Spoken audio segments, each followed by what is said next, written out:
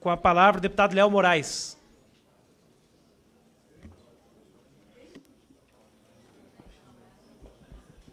Senhor presidente, pelo avançado do horário, compromisso, até que já comentei aqui com alguns colegas, que não vou me estender e nem utilizar todo o tempo regimental previsto à minha fala. Estamos discutindo aqui constitucionalidade de uma matéria muito importante, que se faz necessário, que urge o debate e de modo que possamos ouvir a todas as frentes, a todas as opiniões, modo de ver e enxergar não somente a Previdência, mas também enxergar toda a nossa sociedade.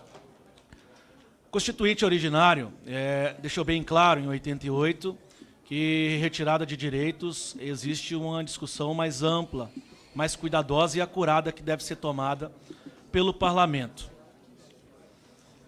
Nós temos também discutido o cuidado que existe de o governo federal invadir competência que é privativa ou concorrente dos estados.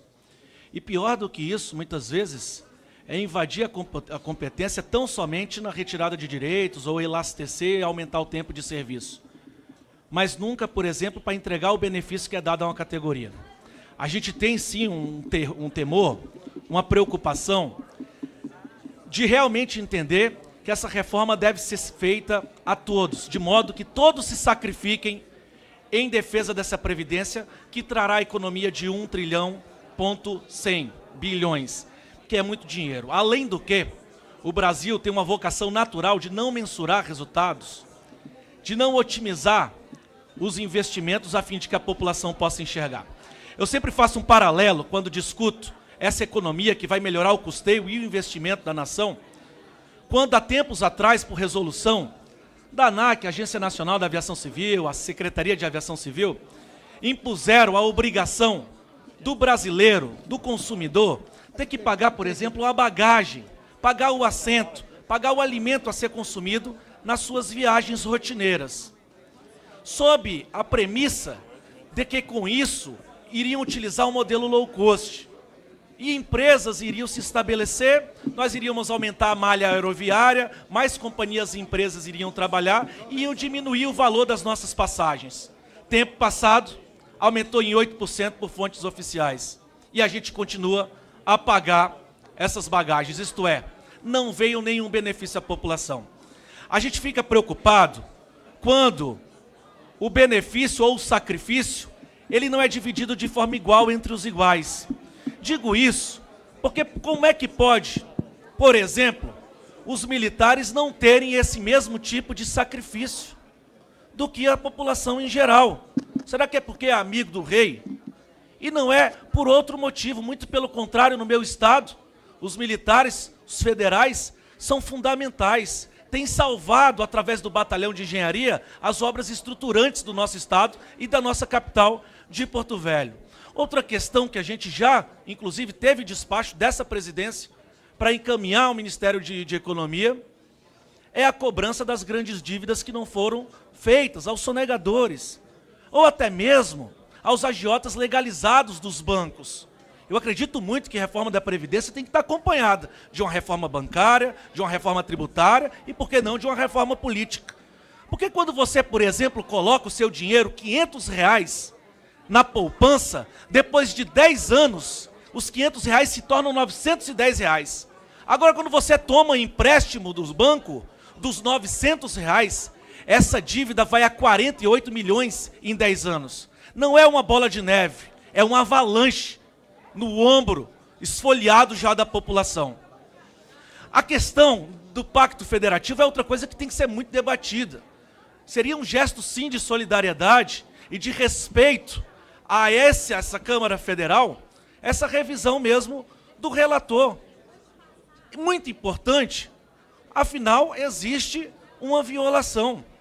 Existe uma violação. Então, tudo isso a gente queria apresentar, lógico, considerando que o mérito, a discussão meritória, acontecerá na comissão especial, e nós temos, de forma muito cristalina, pontos que realmente prejudicam a população. Não posso deixar de falar do benefício necessário da Previdência, desde que seja acompanhado por uma boa fiscalização desses recursos.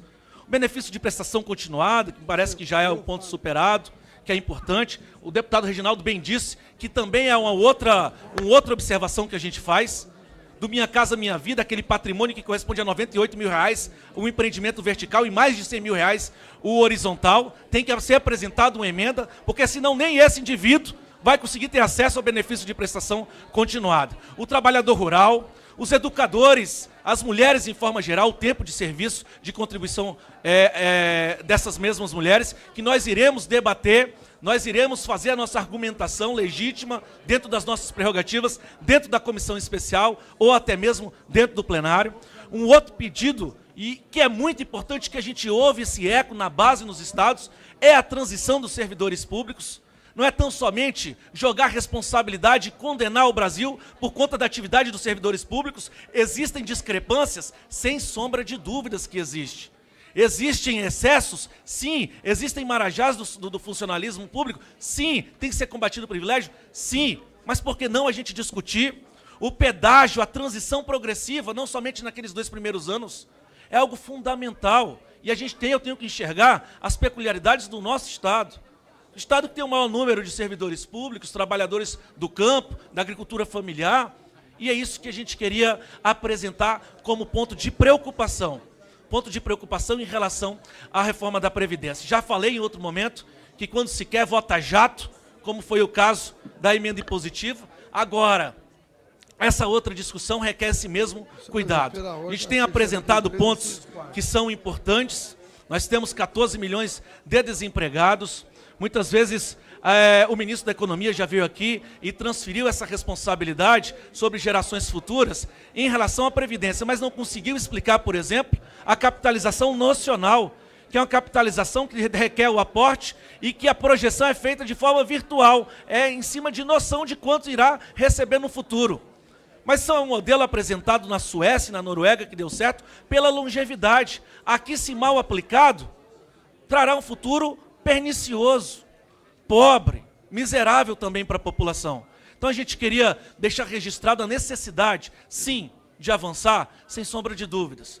Tem um compromisso de levar protagonismo, trazer protagonismo do Estado de Rondônia, mas, sobretudo, a gente também buscar essa justiça social e a igualdade. Porque os policiais militares, os policiais civis, os servidores da segurança pública não irão receber o benefício, muito menos os penduricalhos, que será debatido por uma lei ordinária, que sequer está incluído na própria PEC 06.